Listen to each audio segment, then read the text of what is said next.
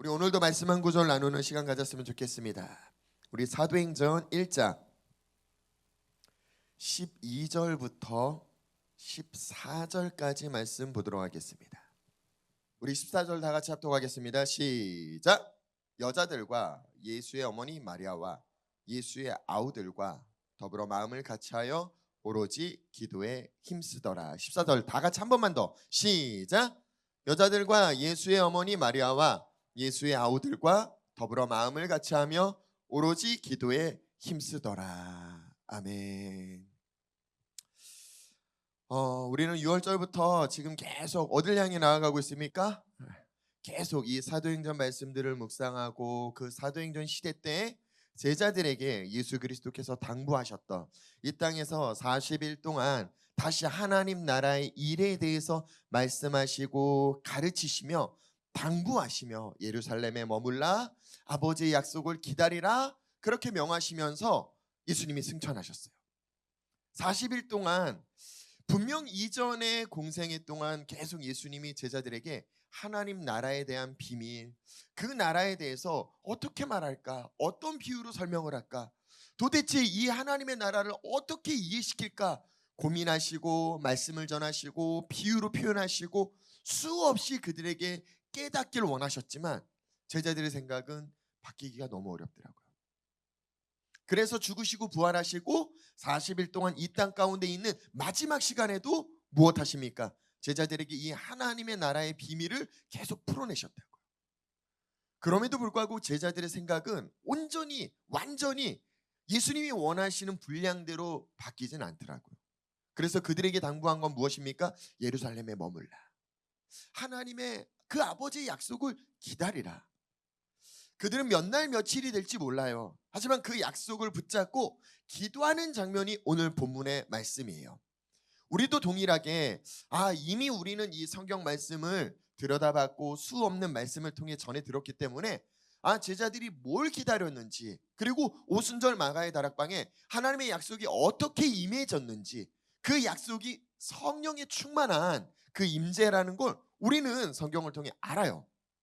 아는 관점으로 보시지 말고 모르는 관점의 이 제자들은 그 약속이 뭔지도 모르고 몇 날 며칠이 될지도 모르고 그냥 예수님이 당부하신 대로 그 말씀을 붙들고 기도하기 시작하는 거예요. 근데 그 기도에 그 다락방에 모여있는 숫자가 몇 명이래요? 무려 120명이래요. 우리보다 많아요. 지금 이곳에 있는 우리보다 많아요. 우리가 숫자로는 불리하지만 그들보다 조금 더 유리한 건 무엇입니까?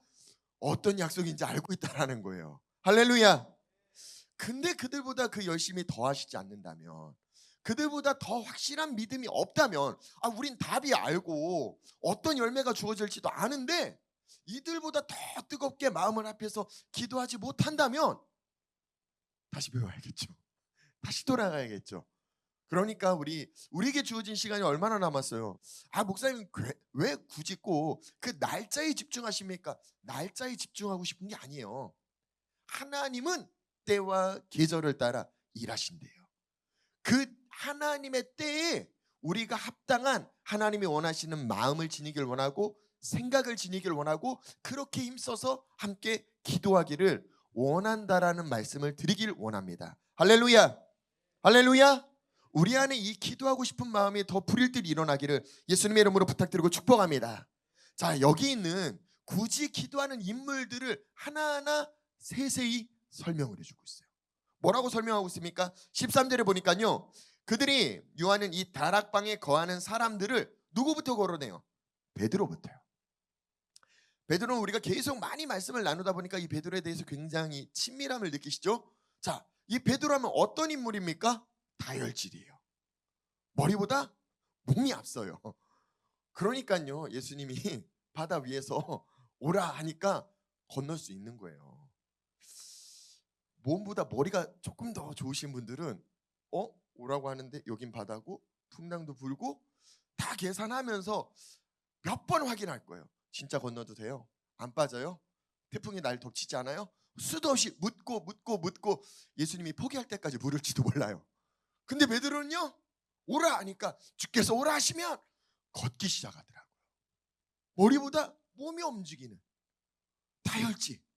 그런 존재가 마지막에 요 갈릴리 바닷가에서 사도 요한이 예수님이시다 하니까 뭐예요? 또 거기서도 그냥 막 바다에 뛰어들잖아요.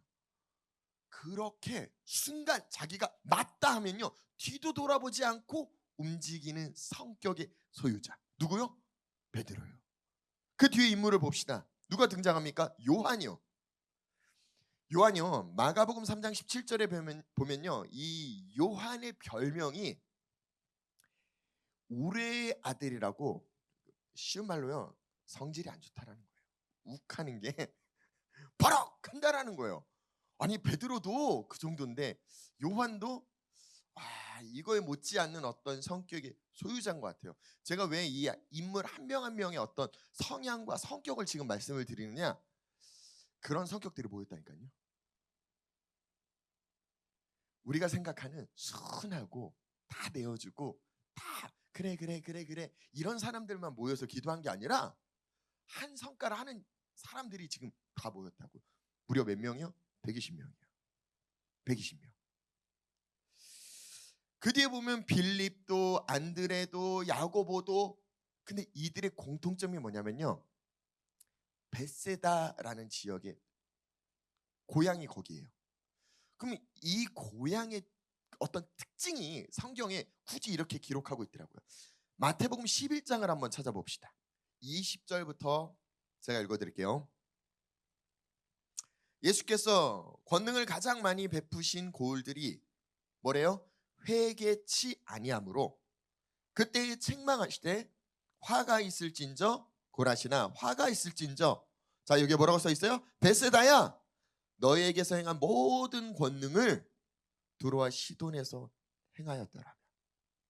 저희가 벌써 베옷을 입고 제에 앉아 회개하였으리라. 그러니까 이 베세다의 특징이 뭐예요? 두로와 시돈보다 하나님의 권능을 보았음에도 생각이 바뀌지 않아요. 회개하지 않아요. 그 뒤에도 볼게요. 내가 너에게 이르노니 심판 날에 두로와 시돈이 너희보다 견디기 쉬울 거야. 그러니까 그 정도로 고집이, 고정관념이 강한 사람들이에요. 23절도 볼게요. 가버나움아, 내가 하늘에까지 높아지겠느냐? 음부에까지 낮아지리라. 내게서 행한 모든 권능을 소돔에서 행하였더라면 그 성이 오늘까지 있으리라. 한마디로 무슨 얘기를 예수님이 하시는 겁니까? 아무리 놀라운 하나님의 권능이 실제적으로 삶 가운데 보여지고 맛보고 느꼈음에도 불구하고 뭐가 안 바뀌어요? 생각이요. 그 지역 출신이 누구라고요? 베드로요, 안드레요, 야고보요, 요한이요, 빌립이요. 왜 하필이면 예수님은 가장 힘든 애들을 골라가지고 제자를 삼았는지. 3년 동안 그 위대한 예수님이 이 땅에 수많은 목사님들이 설교를 하시고요. 막 어쨌든 엄청난 목사님이 설교를 하면 한 번에 막 몇천 명씩 회개하는 어떤 역사가 일어난다라는 막 그런 이야기 들어보신 적 있잖아요. 성경에 보니까 베드로도 그렇게 설교를 했더니 한 번에 3천 명이 변화가 됐대요. 그 베드로보다 더 뛰어난 스승인 예수님이 3년간 설교를 했는데 안 바뀌어요. 누가요? 얘네들이요. 누가요? 우리가요. 우리가. 오늘 본문에요 보면요, 셀롯인 시몬이라는 인물이 있어요. 이 셀롯이라는 단어가 뭘 의미하냐면 열심당원이라는 뜻이에요. 그러니까 열심당원이라는 건 진보주의 중에서 과격한 자, 생각보다 행동이 먼저인 사람이에요. 베드로 같은 사람이겠죠? 근데 조금 더 바리새인보다 훨씬 더 강한 성향을 지니고 있는 거예요. 막 극단주의예요. 그런 사람도 지금 제자로 이 다락방에 같이 있다라는 거예요. 지금 각 성격들이 진짜 만만치 않은 사람들만, 속된 말로 기센 사람들만 다 모였어요. 자, 거기서 보니까요 여인들이 등장하죠. 오늘 14절에 보면 이 여인들이 누굽니까? 그러니까 오늘날 시대로 이 여인들을 들여다보시면 안 돼요. 그 당시 시대만 해도 이 여인들은 사람 숫자에 치지 않을 정도로 존재감이 없는 어떤 존재처럼 여겨졌다고요. 근데 그 여인들이 그 공동체에 있으면 말할 수 있을까요, 없을까요? 말을 해도 다른 사람이 들어줄까요, 안 들어줄까요? 안 들어주겠죠. 근데 안 들어주는데 그 여인들이 그러면 할 말이 없을까요, 있을까요? 있겠죠. 왜요? 이 여인들이 어떤 여인들입니까?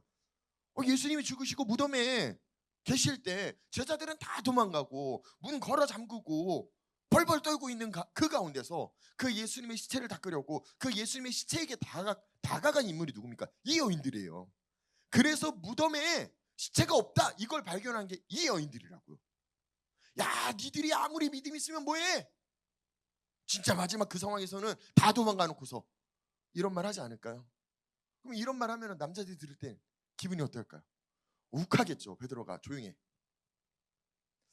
여기서 바울 이야기가 안 나오니까 교회에서 조용히 하라는 얘기는 못하고 어쨌든 이 시대는 어쨌든 조용해. 무조건 조용해. 힘으로 누르고 말로 누르고. 공동체에서 그런 얘기 있죠. 목소리 큰 사람이 이긴 자라고. 여기 보면 목소리 큰 사람이 얼마나 많겠어요. 근데 여인들도 지지 않고 계속 목소리를 낸다라고 생각을 해보세요. 그 여인들과 또 누가 있대요? 여자인 예수님의 어머니 마리아. 사람들이 예수님에 대해서 이렇게 저렇게 예수님이 말한 약속은 이거야. 예루살렘에 머물라고 하신 예수님의 원래 계획과 뜻은 이런 거야. 그러니까 우린 이걸 놓고 기도해야 돼. 막 베드로가 얘기하고 요한이 얘기하고 야고보가 얘기하고 여인들이 막 얘기하고 수많은 사람들이 막 떠들 때 얘들아 예수 내가 키웠어. 한마디면 끝나지 않을까요? 내 아들의 마음은 내가 제일 잘 알아. 걔가 그렇게 얘기한 건 약속을 기다리라는 건 그 약속은 그러면 또 누가 지지 않아요? 엄마 모르는 거야. 예수님의 동생인 야고보가 여기서 튀어나와요. 튀어나와서 엄마가 형에 대해서 뭘 알아? 형은 이래. 형이 말한 약속은 이거야. 이 두 사람이 목소리를 높이는 순간 나머지 제자들은 어떻게 할까요? 깨갱이 되겠죠. 제자들 앞에 여인들도 깨갱을 했는데 계속 어머니가 등장하고 그 뒤에 그러니까 점점 뒤에 등장하는 인물들을 보세요.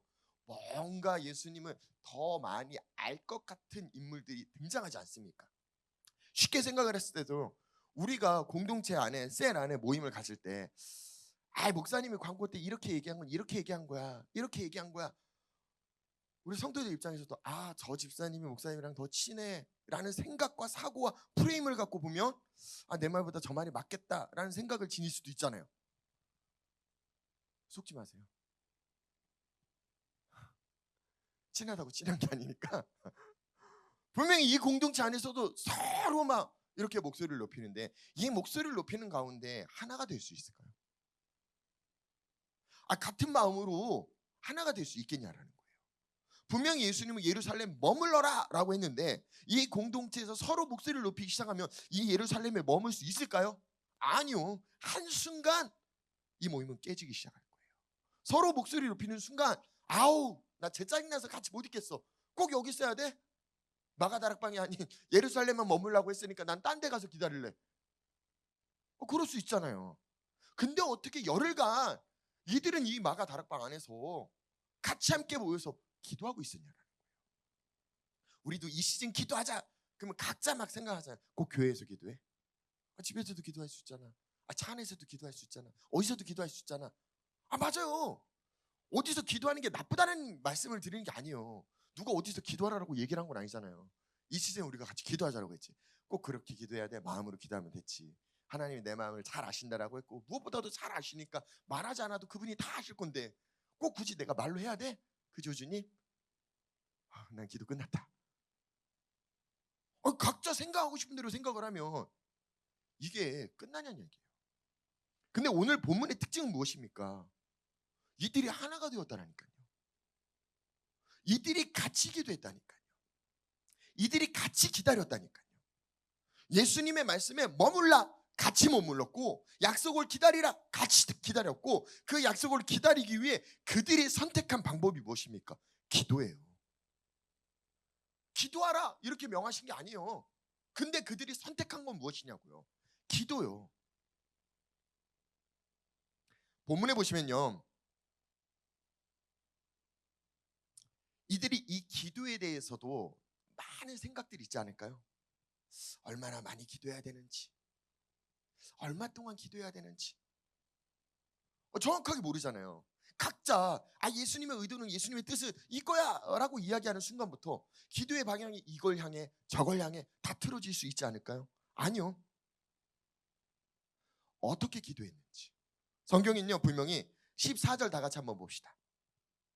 사도행전 1장 14절을 보시면요, 기도하는 방법을 이렇게 표현했어요. 여자들과 예수의 어머니 마리아와 예수의 아우들과, 자 여기까지 끊고요. 그 뒤에 보세요. 더불어라는 단어가 등장해요. 이 더불어라는 단어가 헬라어로는 쉰이라는 단어인데, 쉰 하니까 뭐랑 비슷하죠? 50이라는 숫자. 그렇죠?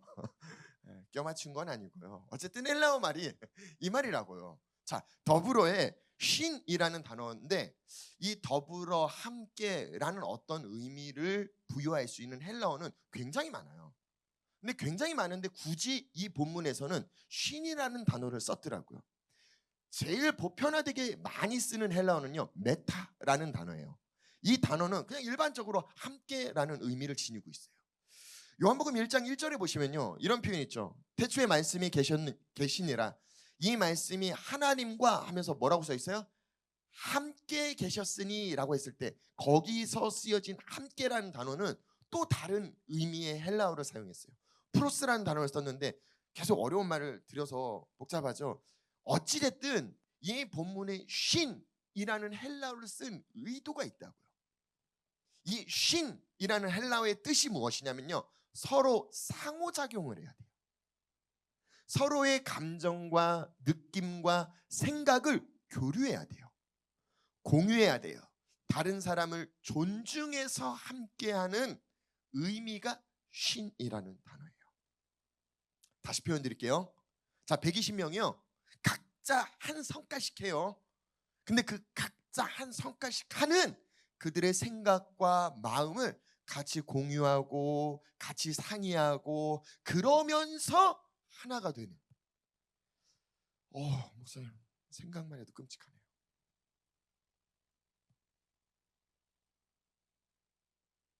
회의를요 120명이 모여서 회의를 한다고 생각을 해보세요. 대부분 그렇게 120명이 모여서 회의를 하면요, 앞에서 진행하는 사람이 자 찬성 손 드세요, 반대 손 드세요, 없으면 통과합니다. 이게 끝이잖아요. 이게 아니라 의중을 묻고 생각을 묻고 그걸 존중하고 그들의 마음을 다 그냥 속 깊이, 대부분요 찬성 반대 이러고서 그냥 넘어가잖아요. 어떤 일이 벌어지냐, 꼭 문 밖에 나가셔서 뒷말을 하시더라고요. 그러면 거기서 왜 얘기를 못했어? 야, 그 분위기에서 어떻게 얘기해? 그렇죠. 우리가 그 다수결의 민주주의에 익숙하다 보니까 분위기라는 게 있고 그 분위기에 말을 할 수 없다라는 어떤 압박이 있어요. 아니 말할 수 있게 해줘야 말을 하지. 지금 여기서 말하는 쉬는요, 그 한 성깔씩 하는 사람들이 말할 수 있게끔 그들을 존중해주고 들어주고 그걸 같이 함께한다라는, 생각만 해도 머리 아프죠. 와, 머리 아픈데요. 여기서 그렇게 했더라고요. 여기서 그렇게 했다라는 건 이 시즌 하나님 우리에게 뭘 요구하실까요? 우리도 그렇게 하길 원하시는 거예요. 그러면 그렇게 함께 할 수 있는 비결이 무엇일까요? 목사니까 제 말에 무조건 따라주세요. 그럼 심플하죠? 아니면은 제가 성도들을 존중할 테니까 한 분 한 분 의견을, 박 집사님 어떤 의견을, 장로님 어떤 의견을, 신 집사님은 한 분 한 분 물어보다 보면 저 뒤에 있는 분은요 지루해서 이제 나가실 거예요.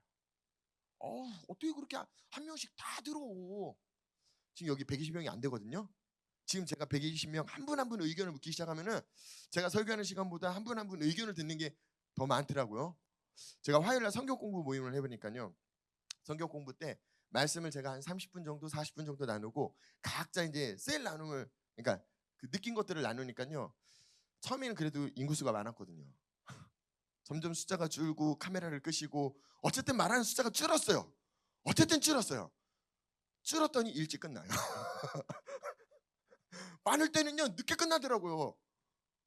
그래서 그 뒤에 원래 제가 10시 반에 또 성경 공부 모임이 하나가 더 있어갖고 이 시간을 어떻게 땡기나 했대. 알아서 카메라를 꺼주시니까 알아서 시간이 단축되고 이제 1시간 안에 끝나는 일들이 벌어지기도 하더라고요. 맞아요. 그 120명이 얘기를 어떻게 다 들어요? 근데 이 어떻게 다 들어요? 라는 생각을 지니면 이 말씀을 도저히 이해할 수가 없더라고요. 이유가 어쨌든 이 120명이 같은 생각과 같은 마음을 지녔다라는 거, 더불어라는 건 그냥 함께 의미가 아니잖아요. 우리 한국말로 이 부분은 굉장히 잘 번역한 거거든요. 네 생각, 내 생각 함께 더불어서 그 뒤에 뭐라고 써 있어요? 이 더불어를 뒷받침해 줄 수 있게끔 마음을 같이 했다라고 표현하더라고요. 이 마음을 같이 했다라는 의미는요, 사도행전 굉장히 많은 곳에 등장하게 돼요. 2장 1절도 보면요, 오순절 날이 이미 이름에 그들이 다 같이 한 곳에 모였더니, 여기서 마음을 같이 했다라는 의미가 똑같이 쓰여지고요. 2장 46절에도요, 날마다 마음을 같이하여 성전에 모이기를 힘썼다.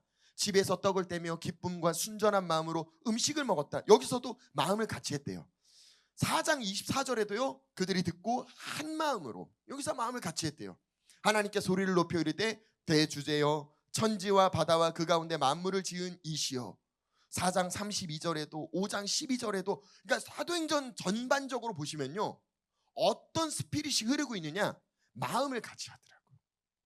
근데 이 마음을 같이는 앞서서 설명드린 것처럼 그냥 너무 팔로우니까 무조건 따라, 이런 마음이 같이 한 게 아니더라고요. 더불어 우리 모두의 생각에 하나를 원하는 그 마음을 지니고 그 의도로 마음을 같이 하는 하나됨이 이루어지더라고요. 내 생각? 네 생각? 아니요. 하나님의 생각, 하나님의 의도, 하나님의 약속, 하나님의 계획하심이 나도 중요하고 너도 중요하고 우리가 중요하고 우리의 최우선순위는 하나님의 뜻이다. 여기에 정렬된 사고와 마음을 지니고 함께하더라고요. 우리에게도 이 마음이 같이 흐르기를 예수님의 이름으로 부탁드리고 축복합니다. 할렐루야. 여기서 등장하는 이 마음을 같이 한다는 것 자체가 초대교회의 특징 중 하나예요. 자, 우리가 초대교회의 모습으로 돌아가야 됩니다. 그 모습을 지니는 게 아니에요. 그 스피릿을 이해하셔야죠. 그 스피릿이 무엇입니까? 진짜 마음을 같이 하는, 더불어서 하나됨을 이루어야 된다. 근데 그거 아세요? 하나 되려면요, 누군가가 대가를 지불해야 되더라고요. 자존심이 상하는, 수치가 상하는, 이게 거치지 않고 하나 되는 게 쉬울까요? 해봤잖아요. 안 돼요. 누군가는 참고, 누군가는 인내하고, 누군가는 그걸 기쁨으로 받아들여져야만 하나가 되기 쉽더라고요. 성격이 강한 사람, 말하는 거 좋아하는 사람, 말하는 거 별로 안 좋아하는 사람, 나서고 싶지 않은 사람, 둘이 함께 할 수 있죠? 맞아요. 함께 하는 것처럼 보여요. 근데 누군가가 말하지 않고 참기 때문이에요. 나서고 싶지 않은 사람은 진짜 할 말이 없어서일까요? 아니요, 할 말이 있어도 그냥 참는 거예요. 저는 우리 성도들에게 권면하고 싶어요. 이 시즌 정반대로 해봐 주시면 어떨까요? 그게 죽을 것 같아요? 근데 한번 해봐 주세요. 말이 센 분들은 말을 참아주세요. 말하는 거 좋아하시는 분은 말을 참아주세요. 말하는 게 어려우신 분들은 입을 떼어주세요. 내 안에 깊이 참고 인내했던 그것들을 같이 나눠주세요. 그래서 저 집사님은 항상 말이 없으니까 그런 줄 알았더니 속에 든 게 있네. 그럼요. 속에 다 생각하고 다 마음에 품고 있어요. 말할 수 있는 사람만 하는 게 아니고요. 이제 셀모임이 말하는 사람들은 좀 조용히 하고 말 안 하는 사람들이 이러면 또 힘들어하죠. 목사님 왜 불편하게, 말하는 사람을 말 못하게 하니까 힘들고요. 말 안 하는 사람이 말하라고 하니까 힘들고요. 그럼 알아서 하세요. 그럼 괜찮나요? 어쨌든 우리가 더불어서 마음을 같이 하는 어떤 훈련이라고 저는 생각을 해요. 이 훈련 가운데 우리가 하나 되는 어떤 목표를 가지고 노력을 해야지, 노력해보지 않고 어떻게 하루아침에 삶의 스타일도 달라요. 사고도 달라요. 근데 하나 되는 게 말처럼 쉬울까요? 교회에서는 분명히 예수 그리스도가 머리시고 우리는 거기에 몸에 각 지체로 연합되어 있다. 연합되었다라고는 하지만 실제적으로 연합할 때 얼마나 마음이 어렵습니까? 근데 그 어려운 걸 누군가는 대가를 지불하면서 시도해 주셔야 이 모임이 가능해지더라고요. 전 과감히 기관장님들이, 셀장님들이 이번 한 주간밖에 남지 않았지만 우리 같이 기도합시다. 기도해서 우리 셀에서 같이 연합으로 기도합시다. 우리 모여서 기도할까요? 아니면 각자 기도한 것들을 우리가 같이 나누고 마음을 같이 공유할까요? 그냥 개인 기도 말고요. 성경이 분명히 뭐라고 표현합니까? 연합해서 더불어서 마음을 같이 해서 이 기도했다라고 성경이 쓰여져 있지 않습니까? 그럼 우리에게 주어진 이 일주일간 우리가 어떤 마음으로 이 일주일을 보낼지를 말씀을 통해서 비춰보고 우리가 말씀을 통해 깨닫는 귀한 시간들이 되시기를 예수님의 이름으로 부탁드리고 축복합니다. 할렐루야. 우리가 에베소서 말씀을 통해서 발견하고 깨달은 게 무엇입니까? 하나님은요, 이 땅 가운데 하나님을 아는 지혜를 나타내는 통로로 누굴 택했대요? 교회예요.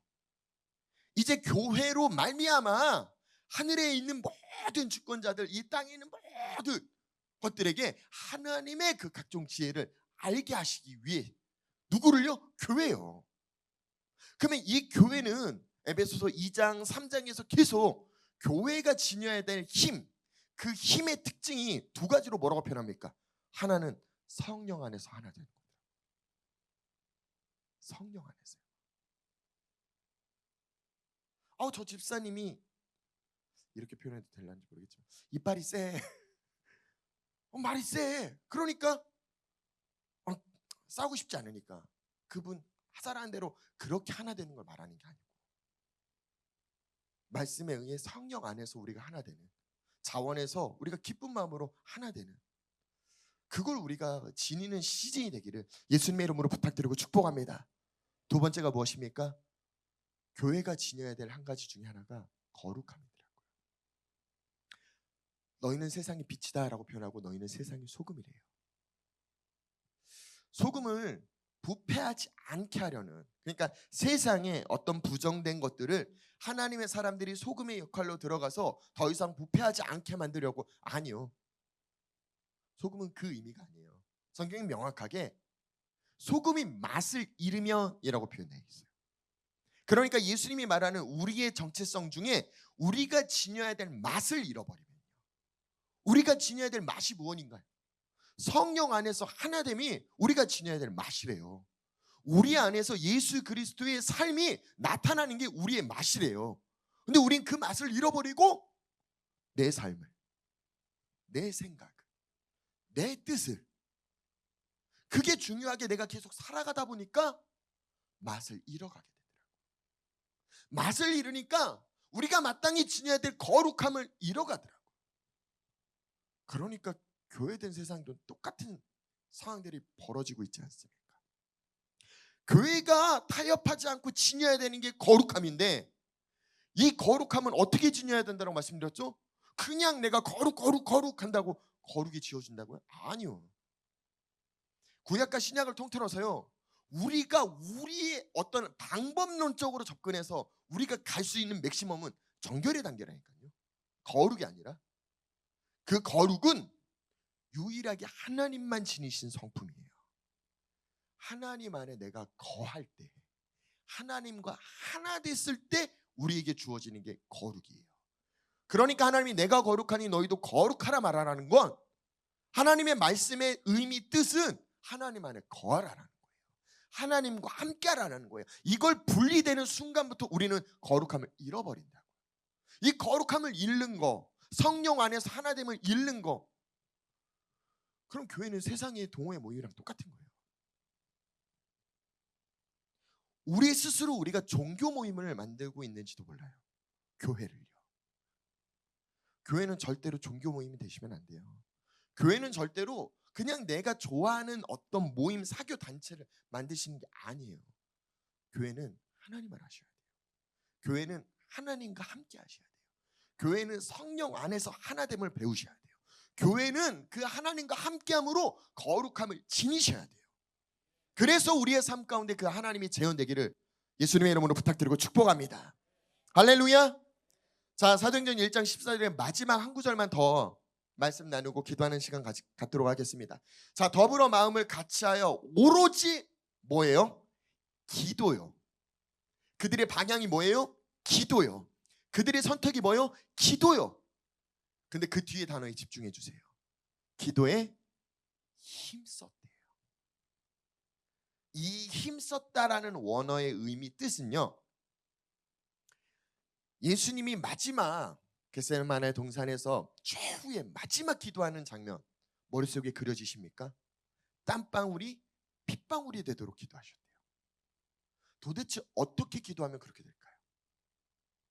이게 문자 그대로 보시면요, 어떤 기도냐면요, 진짜 막 초자연적으로 기도했더니 막 땀방울이 내리는데 막 핏방울로 바뀌어서, 그게 얘기가 아니고요, 너무 간절히 열정적으로 기도하다 보니까 그 영화나 드라마 보시면은 막 주인공이 막 화내가지고 여기 핏줄 막 다 쓰는 거 보이시죠?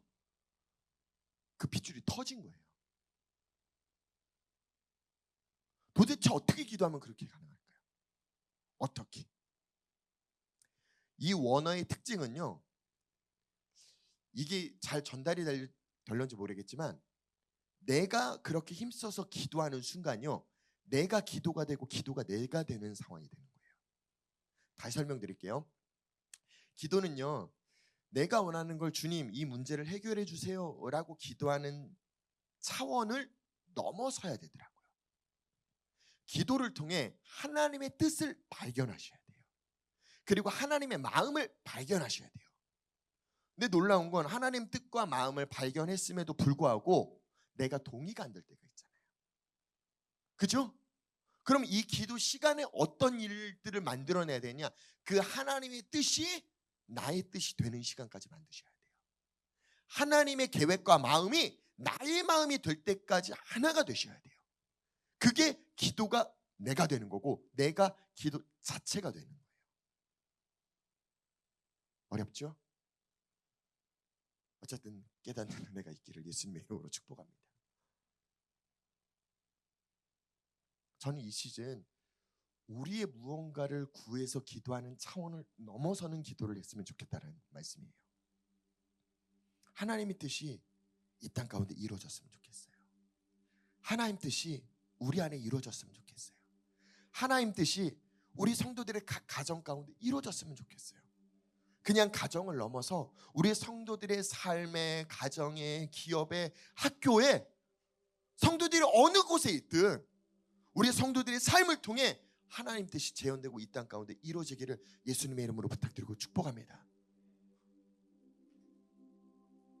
이들이 이렇게 힘써서 기도했더니요, 이렇게 힘써서 약속을 기다렸더니요, 그 약속이 이루어지더라고요. 성령이 부어지더라고요. 그리고 이전의 사고가 아닌 정말 하나님의 사고가 그들에게 주어지더라고요. 하나님의 마음이 그들에게 주어지더라고요. 이전의 삶이 아닌 완전히 새로운 삶을 제자들이 살기 시작하더라고요. 우리 이번 한 주간 그렇게 한번 기도해 보시지 않겠습니까? 더불어서요, 마음을 같이 해서요, 이 기도라는 방법을 우리가 선택하고 기도에 힘쓰시는 거예요. 그냥 주전자에 물 쪼로록 따는 정도의 기도가 아니라 폭포수를 쏟아내는 것처럼 내 온몸 온 자신을 쏟아내는 기도를, 예수님처럼 땀방울이 핏방울이 되는 그 간절한 기도를 주 이번 한 주간 우리 입술 가운데 물리게 하옵소서. 그렇게 기도할 수 있도록 기도의 영을 달라고, 기도할 수 있는 마음을 달라고, 기도하며 그 아버지의 약속을 기다리는 우리의 한 주간이 될 수 있도록 하나님 역사해 달라고 우리 같이 주여 한번 외치며 합심해서 통성으로 기도하며 나아가겠습니다.